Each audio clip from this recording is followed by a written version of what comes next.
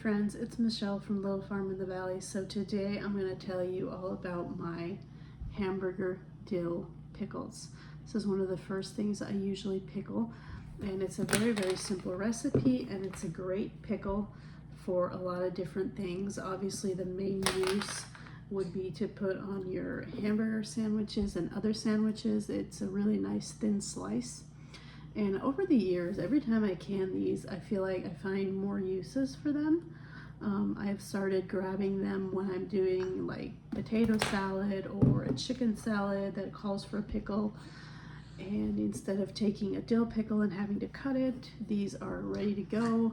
Sometimes I put them through a little food chopper thingy that I have.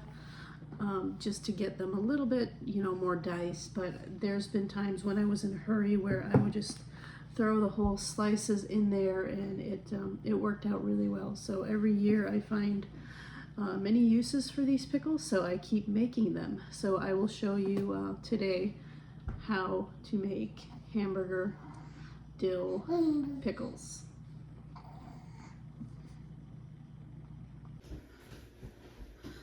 So these are the cucumbers that I picked yesterday, and I'm going to go through them and pick out the best ones for these pickle slices.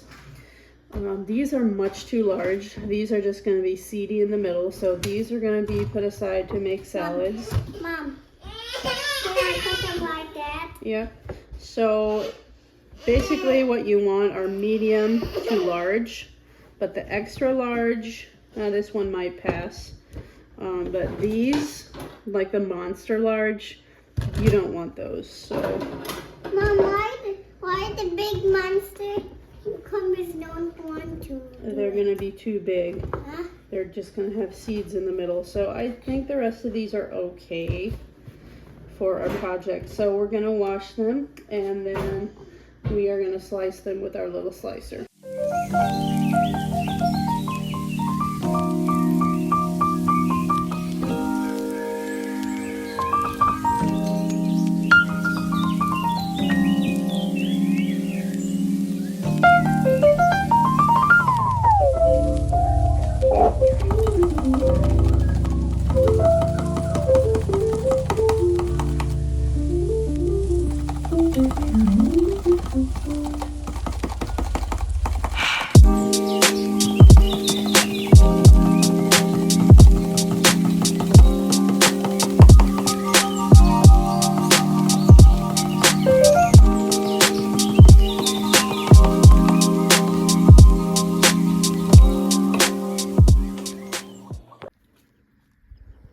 So I came out here to the garden to pick some fresh dill for the pickles.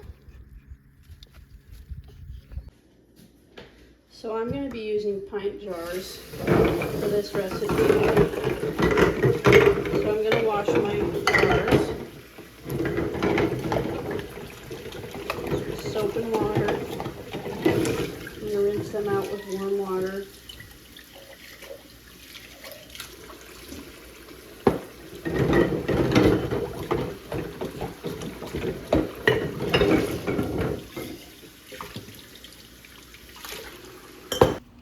So I have a couple things that I add to my jars before I add the pickles. I'm going to start with some raw horseradish, and I keep this in the freezer, and it gives these pickles a really nice spicy bite.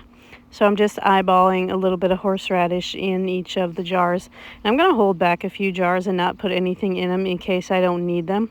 It's a little hard to gauge how many pickles I'm going to have. So I'm going to leave 2 or 3 empty for now and just go ahead and fill the rest of them. So my next ingredient is going to be mustard seeds. I'm just going to take my little container here and sprinkle a couple mustard seeds in each of the jars. So another thing that I like to add to my pickles are these dried bay leaves. They just give a pickle a really great taste. So I always like to add a bay leaf pretty much to most of my dill pickle recipes. I will throw in a bay leaf, and now I have some little fresh garlic cloves that I just grabbed, pulled them out of the garden a few days ago.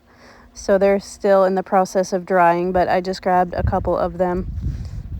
And then I'm also going to add those dill heads that I just grabbed from the garden. little fresh dill heads.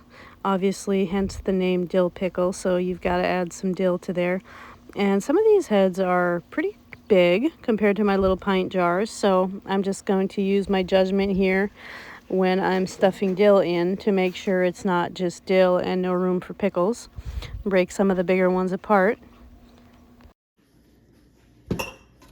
So this method is called the raw pack method, where you just put your cucumbers raw into the jars. And the brine that we're going to make is going to be a cooked brine, and it's going to be just boiling, then you turn it off and fill the jars right away while it's still piping hot.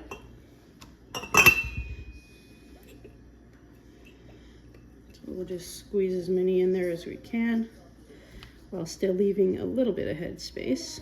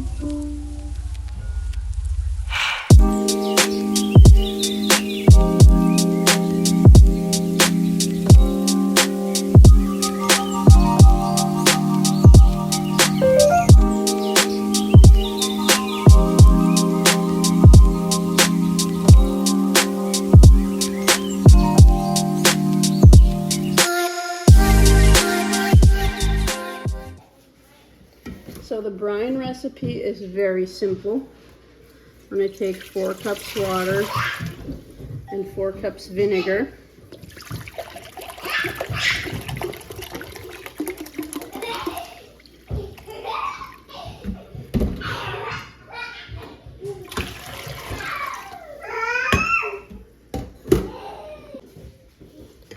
And then we're going to add 2 tablespoons turmeric and 4 tablespoons canning salt. We use the Redmond real salt. We do 4 of these. And then this is going to go on the stove and we're going to bring it to a boil. And I might have to make this twice. I'm not sure. So while my pickle brine is boiling on the stove, I'm going to go ahead and fill my water bath canner. I'm going to let my water run hot on the tap, and then I'm going to get it on the stove right away so that it can be at a boiling point once my brine is ready.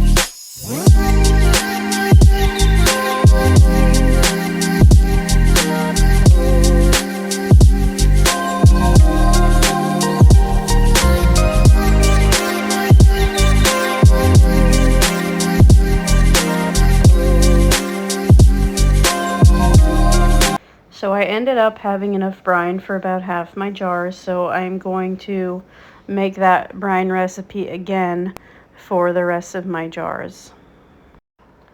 So what I'm going to do now is I'm going to take a butter knife and I'm going to check and see if any of these jars have air bubbles. And you can kind of see, because they're discolored, you can tell that the brine didn't make its way down there, because there's a pickle squeezed in so tightly that it created an air bubble there. So I'm just going to go in and make sure there's no air bubble so that the brine can get all the way around and through those pickles. And then I'm going to wipe the tops, the rims of the jars, and get my lids on there.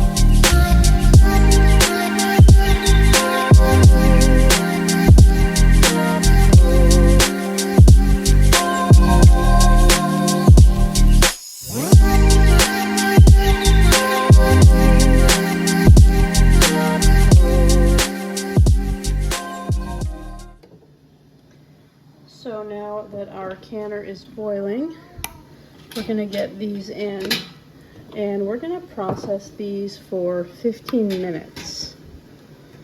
I'm going to put this back up. So we're going to give these pickles 15 minutes in the water bath canner.